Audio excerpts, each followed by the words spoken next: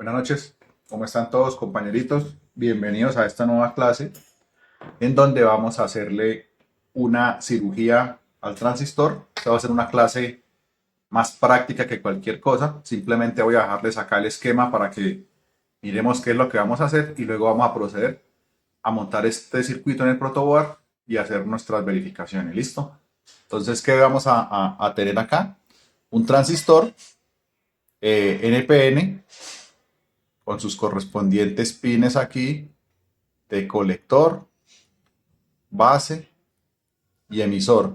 Y como se dan cuenta, vamos a tener 4 dispositivos de medida.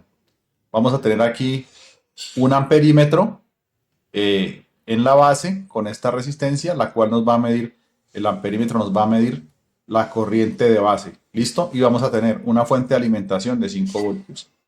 Esta resistencia la vamos a colocar variable. Va a ser un potenciómetro. Vamos a ver si ubicamos alguno por ahí de 200K o de 500K. 500 kiloohmios, como para tener un buen rango y una corriente de base bien pequeña.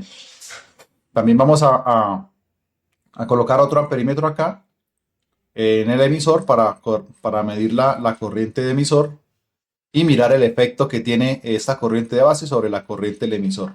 ¿Listo? ¿Qué más les puedo decir? Bueno, vamos entonces también este es el colector. Bueno, no quedó ahí bien, tuve un pequeño error de escritura. Vamos a colocar un voltímetro para medir el voltaje entre el colector y el emisor. Y vamos a colocar otro voltímetro aquí para medir el voltaje entre la base y el colector. ¿Listo? Como ya sabemos que este voltaje es 5 voltios, pues no vamos a medir acá, porque pues ya sabemos que simplemente sería 5 menos el valor que tenemos en el colector y el emisor, pues ese va a ser el valor que aparece en esta resistencia. Esta resistencia lo ideal es que sea un poquito mayor de 100 ohmios, porque normalmente utilizamos resistencias de 1/4 de vatio, ¿sí? Entonces si utilizamos la ley de Ohm y verificamos, con estos 100 ohmios nos daría el cuarto de vatio. Entonces la intención es que la resistencia no se vaya a dañar, entonces pues vamos a colocar una resistencia un poquito mayor.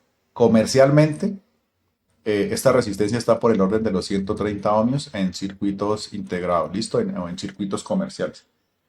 Bueno, ¿qué más les voy a decir? Bueno, acá, entre el voltaje de la base y el emisor, tendríamos un voltaje aproximado de 0,7 voltios, ¿sí? Que sería como lo que se necesita para que el transistor comience a operar digamos, en su región normal. Vamos a ver si más adelante, dependiendo del resultado que nos dé las mediciones que hagamos, pues le colocamos acá un voltímetro para medir este efecto cuando la corriente sea muy pequeña, ¿sí? Para ver qué sucede ahí. Pero pues de momento no lo consideramos necesario. Vamos a hacerlo así de esta forma. Vamos a tener 2 medidas de corriente y 2 medidas de voltaje. Con este potenciómetro, entonces vamos a empezar desde el valor de resistencia más alto y vamos a empezar a disminuir la resistencia de manera que esta corriente de base va a empezar a aumentar y vamos a empezar a mirar todas las variaciones tanto en voltaje colector emisor, base colector y todas las corrientes. ¿Listo? Entonces de esta manera vamos a armar el circuito y procedemos a hacer nuestra verificación. Listo, entonces vamos a proceder a la práctica del transistor. ¿Qué tenemos en el montaje? 2 amperímetros. El amarillo me va a medir corriente de base, el rojo corriente en el emisor.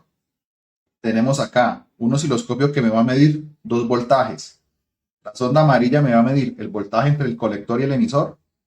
Y la morada me va a medir el voltaje entre base y emisor. De momento, eso es como está el montaje.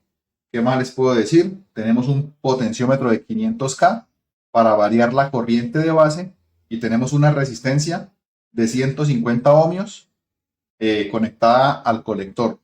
Con esto nosotros tendremos una corriente de saturación más o menos de 5 voltios dividido en 150. Eso me está dando más o menos 31, 32, entre 31 y 32 miliamperios. ¿Listo? Entonces vamos a proceder a analizar el circuito y ya les explico con calma. Listo, ahí ya quedó en el circuito energizado.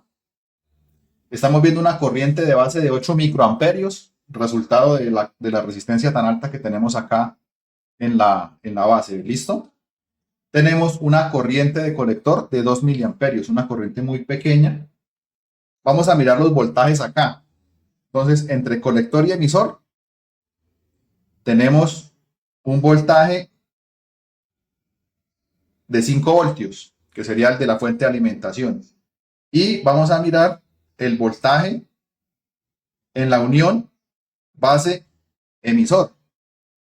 Tenemos, como esta escala de arriba está en 2 voltios, tenemos 0.7 voltios, casi que exactamente 0.7 voltios, lo que significa que esta unión entre base y emisor pues está polarizada directamente. Claro, está polarizada directamente porque estamos alimentándola con 5 voltios en la base. ¿Listo? Estas son las dos formas de alimentar el transistor. Yo acá estoy colocándole o un 5 voltios o un 0 voltios. Vamos a ver qué sucede si yo lo alimento a 0 voltios, que sería nuestro cero lógico. Ese 0 voltios sería como yo tomar este voltaje en la base y llevarlo aquí a tierra. Ahí yo tengo un voltaje de 0 voltios en la base. ¿Qué hace ese voltaje? Ese voltaje hace que mi corriente de colector sea 0 y mi corriente de base sea 0. ¿Sí ven? Entonces el transistor en ese punto es un circuito abierto. Acá podemos ver que tenemos un pequeño ruido. Sin embargo, ese voltaje entre la base y el emisor pues está en 0. Y el voltaje entre colector y emisor está en 5 voltios. Es decir, que tenemos claramente un circuito abierto. ¿Sí o no? Ahora, ¿qué sucede? Si yo cierro el circuito, es decir, si yo le coloco un 1, este voltaje debería ir a 0. Pero vamos a ver qué sucede porque no va a pasar a 0, porque como les digo, eso depende de la corriente de la base. Entonces, vamos a energizarlo a 5 voltios. Ahí ya tenemos nuestros 5 voltios, nuestro voltaje base emisor, que verifica que quedó nuevamente, les comento, quedó, este es nuestro testigo de que la unión base emisor está polarizada directamente. Entonces, como yo sé que mi corriente de saturación son 30 miliamperios y apenas tengo 2, pues tenemos que variar la corriente de base para ir viendo cómo hace para funcionar ese transistor. Voy entonces a ir aumentando la corriente en el colector y la corriente de la base. Listo, entonces aquí ya comenzó. A medida que voy disminuyendo la resistencia, pues va aumentando la corriente en la base y por consiguiente la corriente en el colector. Si nosotros hacemos esta división para que también tengamos en cuenta este tema, aquí tengo aproximadamente, voy a dejarlo en 10 microamperios. Ese 10 microamperios equivale aproximadamente a una corriente de colector de 330, de 3.3 miliamperios, ¿sí? Y acá son 10 microamperios. Entonces, esto me equivale más o menos, al hacer la división, estaríamos hablando de un factor de amplificación de 300, ¿sí? Entonces, eso es como a modo general, como para saber nosotros cuánta amplificación tiene, ¿sí? En este momento estamos viendo aproximadamente unos 330 de factor beta. ¿Listo? Simplemente es un dato que nos sirve ahí de cultura general. Vamos a seguir entonces aumentando la corriente de base. Ahí tenemos 3 miliamperios a la salida en el colector. Seguimos aumentando. Seguimos aumentando.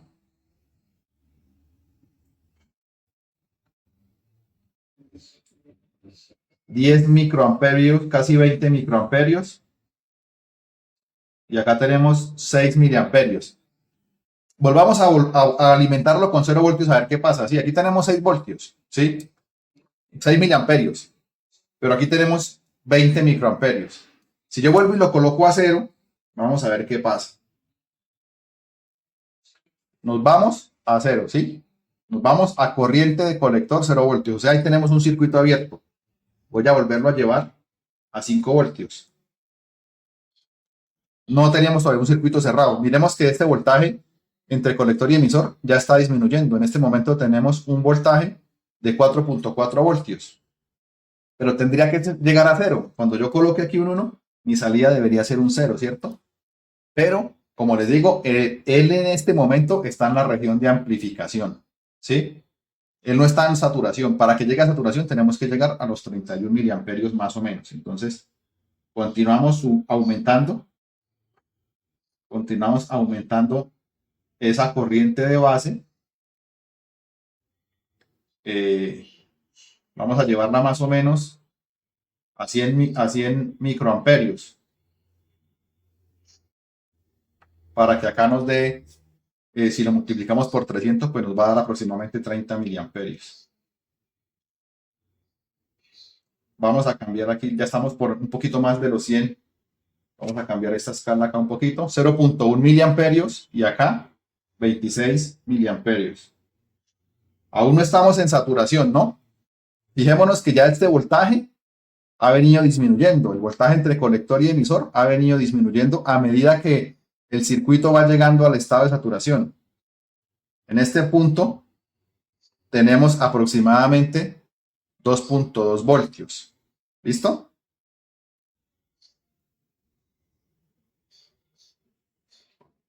Continuemos entonces disminuyendo.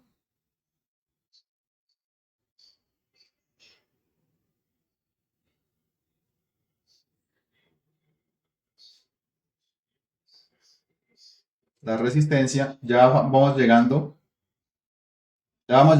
a la saturación. Mire que ya tenemos los 30 miliamperios, ¿sí? Este voltaje va a seguir disminuyendo, ¿se dan cuenta? Vamos a mirar en cuánto está. En este punto ya ese voltaje está aproximadamente en 0.2 voltios. Aquí ya tenemos una corriente de base de 0.3 miliamperios. Si yo multiplico ese 0.3 por 300 me va a dar 90 miliamperios.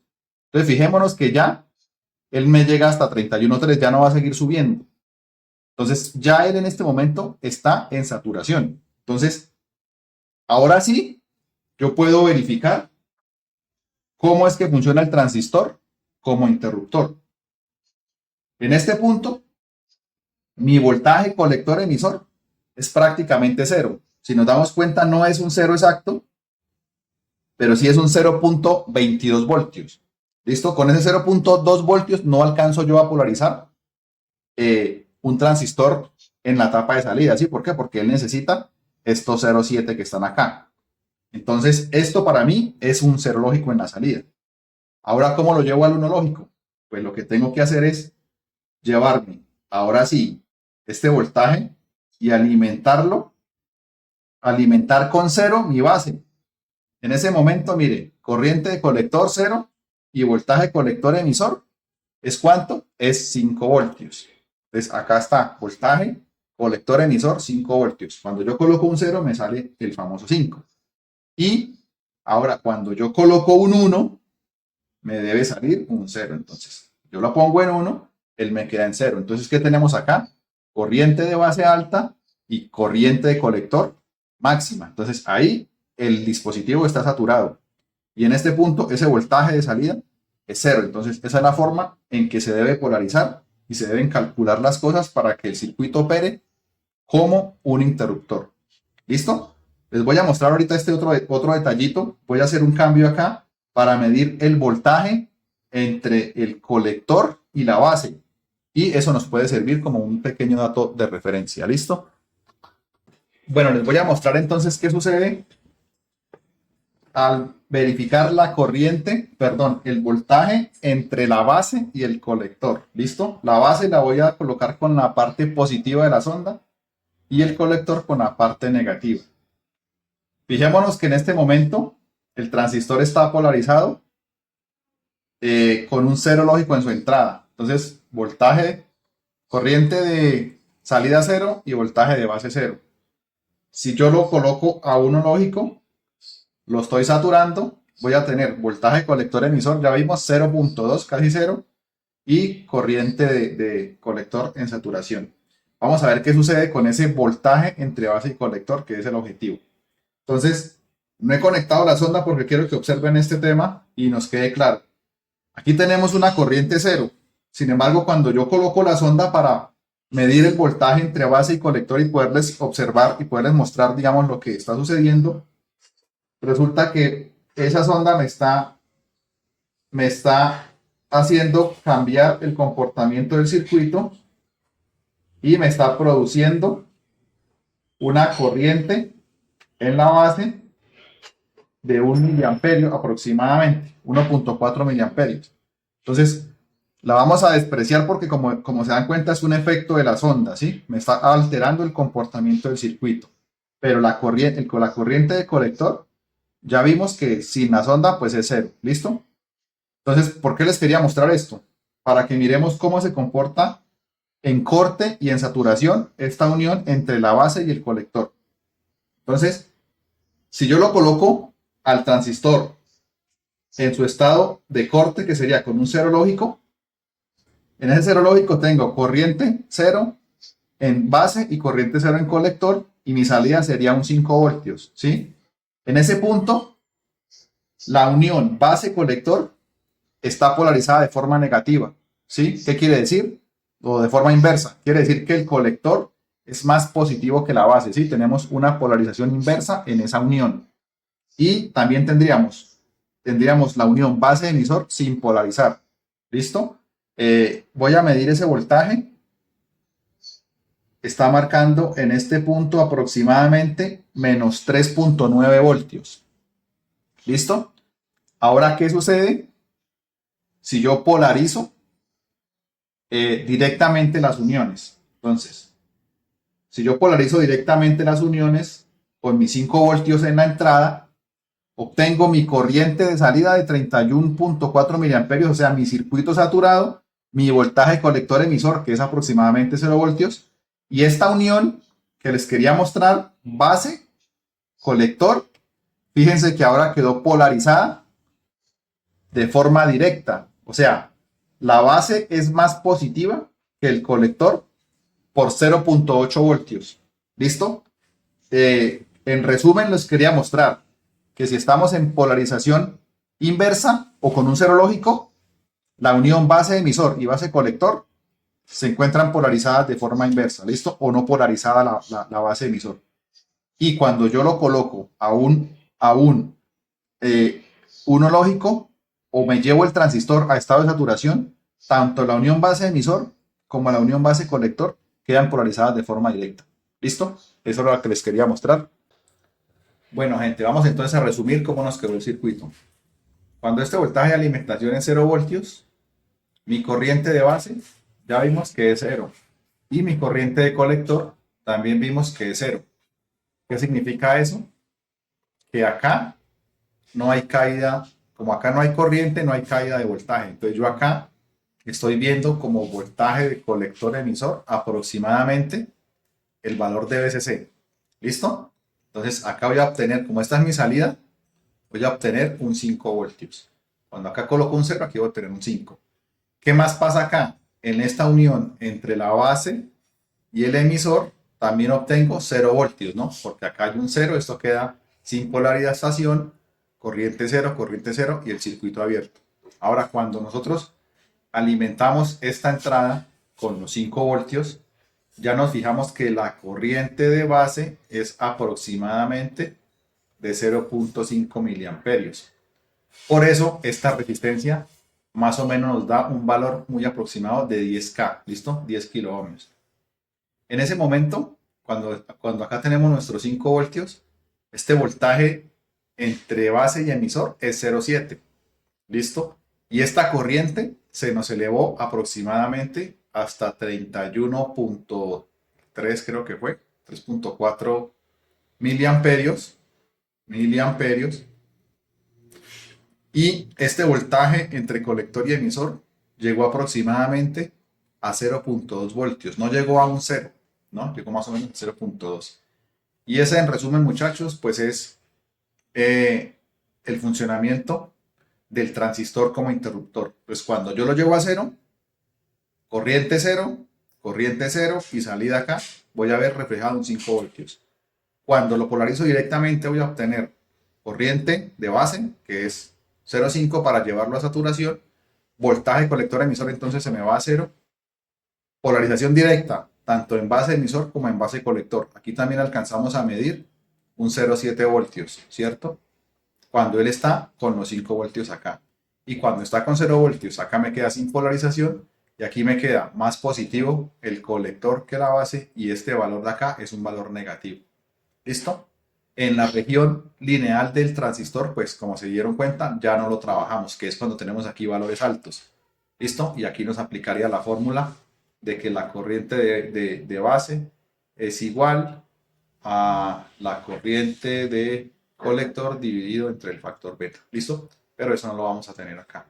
Entonces, eso es en resumen, muchachos. Les voy a mostrar otra configuración que se utiliza también en los transistores a la salida, que es para cuando nosotros vamos a utilizar una opción o una alternativa que vamos a utilizar en el procesador y son las salidas de 3 estados. Entonces voy a montar acá un pequeño diagrama y les explico para que ustedes, si quieren montar el circuito, pues lo puedan probar, ¿vale? Bueno, esta es la otra configuración que les quería mostrar.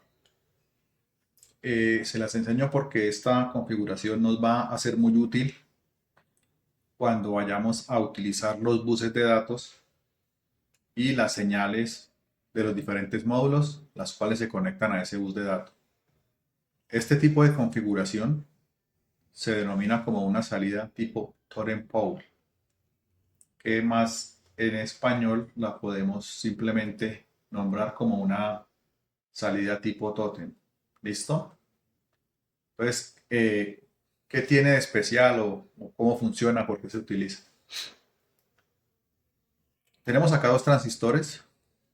Bauticemos a este señor Q sub 1 y bauticemos a este señor Q sub 2 y vamos a tener 2 entradas. Eso significa que vamos a tener pues 4 combinaciones posibles, ¿cierto? Podemos tener activos uno de los dos o ambos activos o ambos inactivos. Supongamos que tenemos estos 2 señores activos con un 5 voltios a cada lado. Entonces, si yo le tengo acá un 5 voltios, pues este señor me va a conducir, acá va a entrar, va a estar en saturación, entonces va a tener un 0 voltios acá y mi salida va a ser un 0 voltios, ¿sí? Adicionalmente, Q sub 1 también va a estar polarizado de forma positiva y como este de acá está a 0 voltios, pues este señor también va a conducir y voy a tener acá por esta resistencia, voy a tener un flujo de corriente con un valor que va a ser mi corriente de saturación. ¿Listo? Esta configuración pues tiene obviamente esa desventaja, que si yo tengo los 2 transistores polarizados directamente, voy a tener una corriente aquí muy alta, la cual mientras la salida sea cero, ese circuito va a estar consumiendo energía todo el tiempo. Entonces es muy ineficiente a nivel energético. ¿Listo? Entonces, aunque esta configuración es posible, no la utilizamos. Normalmente se utiliza de la siguiente manera. Supongamos que el transistor superior o Q sub 1 vale 0 y el transistor inferior vale 1. Entonces, en este caso, tendríamos que con este 1, Q sub 2 estaría aterrizado, ¿cierto? Y mi salida seguiría siendo 0. Hasta ahí no tenemos ningún inconveniente. Como este señor Q sub 1 tiene un valor de polarización 0, entonces significa que este circuito de acá está abierto. Entonces, al estar abierto, mi corriente por esta resistencia va a ser 0, ¿sí? Acá voy a tener una corriente 0. Entonces, mi salida sí está a tierra. O sea, tengo un 0 voltios, pero este circuito no está consumiendo energía, ¿sí? Eso es pues muy bueno para efectos de eficiencia energética. Veamos ahora otro caso. Supongamos que arriba lo tengo en 1 y abajo lo tengo en 0. ¿Listo? Entonces, ¿qué sucede? Si el señor de abajo está en 0, este circuito está abierto. Yo tengo aquí abierto este circuito y esta señal está salida, está al aire, ¿sí? Está al aire, no está a tierra, está, digámoslo, flotando, entre comillas. Ahora, si nos fijamos en Q sub 1, Q sub 1 está polarizado de forma directa, ¿cierto? Entonces, Él está polarizado de forma directa, lo cual significa que aquí yo voy a tener un corto, ¿cierto? Entonces voy a tener el reflejo de estos 5 voltios. Pero si no tengo una sal, como no tengo acá, digamos, si no le tengo una carga conectada, pues yo aquí voy a tener un 5 voltios a la salida. Sin embargo, el consumo de corriente de este circuito en ese momento es cero. Si no tengo carga, es cero, porque no habría un camino de corriente. Aunque él está activo, este Q1 está activo, este voltaje entre colector y emisor es cero. Entonces mi voltaje está presente, este VCC lo tengo presente aquí, ¿sí? Descontando obviamente este voltaje de diodo, que son más o menos unos 0,7 voltios, ¿no? O sea que aquí yo voy a tener no 5, sino aproximadamente unos 4,3 voltios, ¿sí? ¿Qué tenemos de ventaja? Pues que no habría tampoco un flujo de energía, a no ser que yo tenga acá una carga. Entonces el consumo de corriente va a depender exclusivamente de la carga que yo le conecte acá. Voy a colocársela acá. ¿Listo? Entonces, esta resistencia de carga es la que me va a definir el consumo de corriente de este circuito.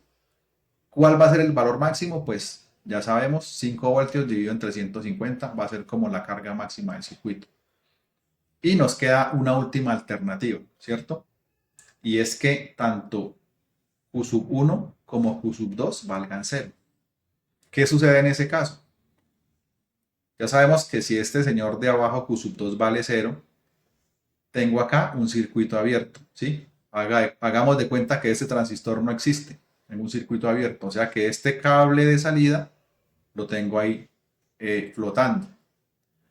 Y si yo tomo Q sub 1 y también lo dejo en 0 voltios, entonces esta unión también está abierta, ¿sí?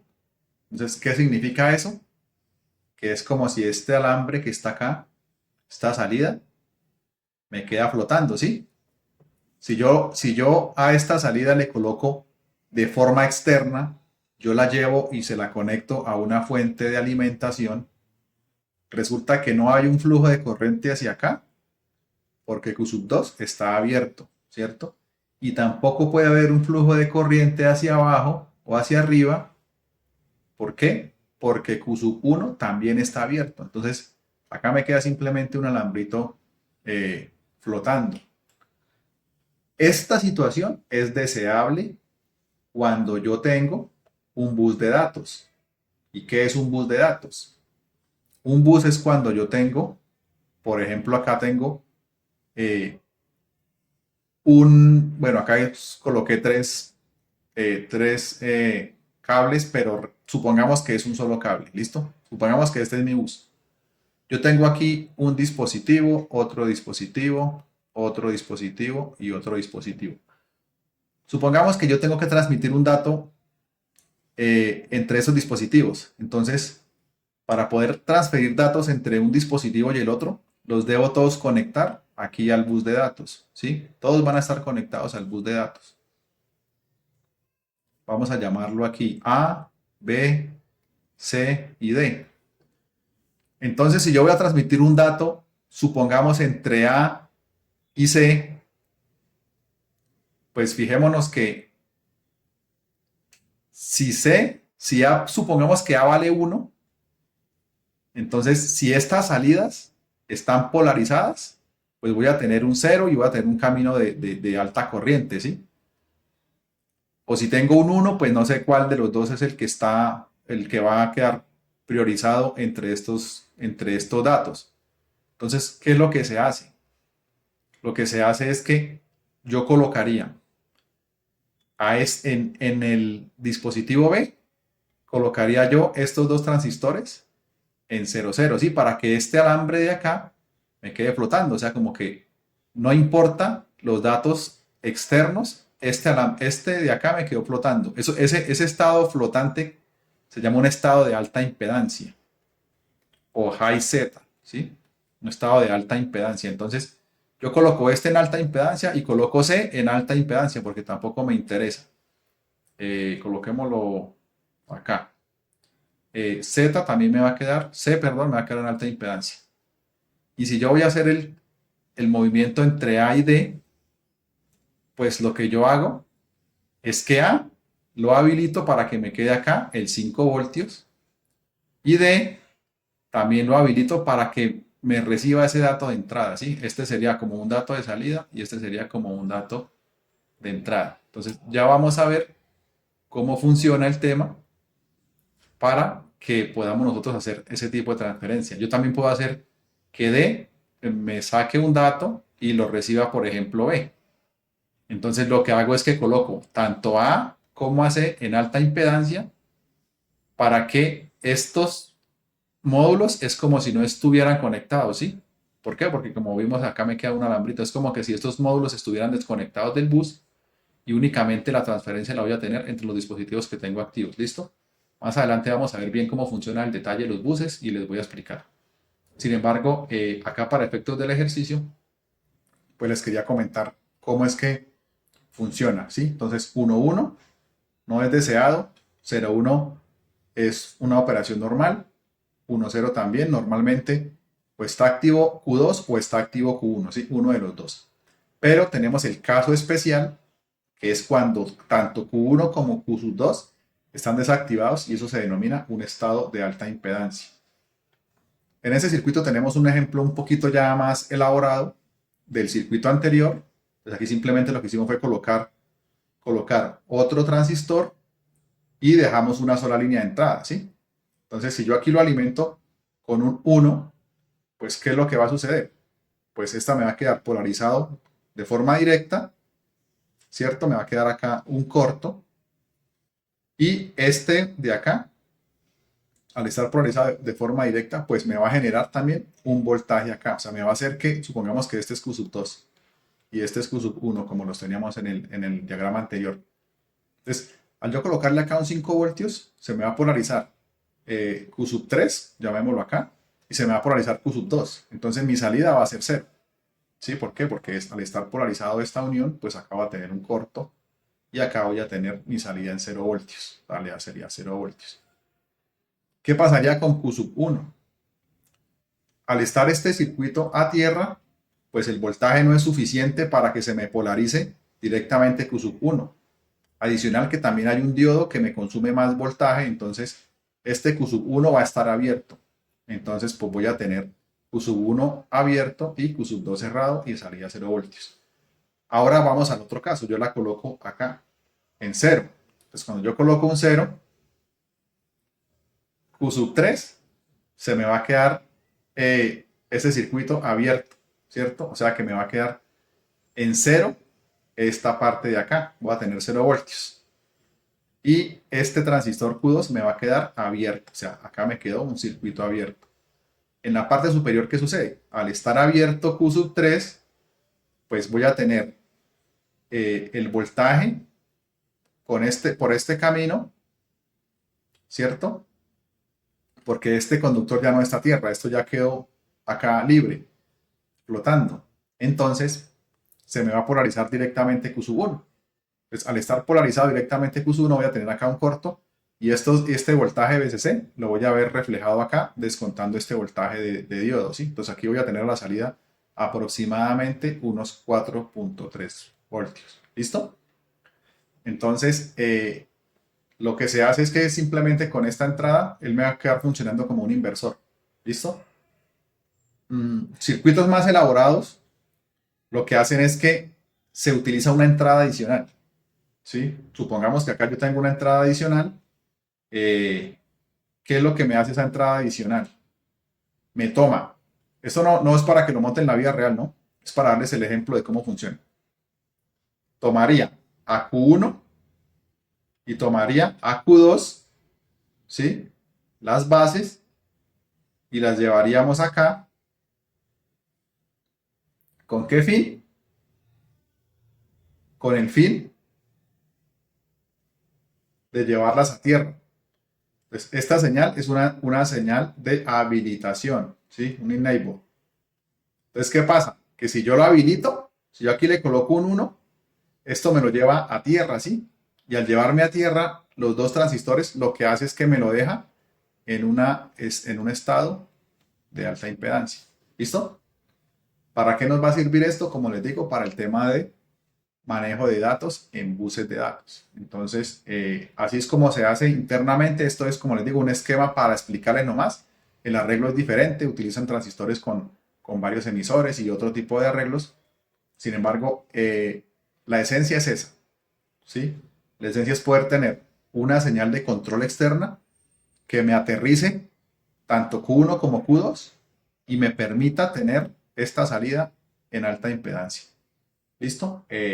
Bueno, muchachos, hasta aquí la explicación, hasta acá el video. No se les olvide compartir. Si quieren montar el circuito, lo pueden hacer para que hasta esta partecita de acá, para que puedan verificar estos voltajes y miren cómo se comportan los transistores. Y ya, nos vemos entonces en la próxima clase. No se les olvide divulgar el conocimiento y que tengan buen día.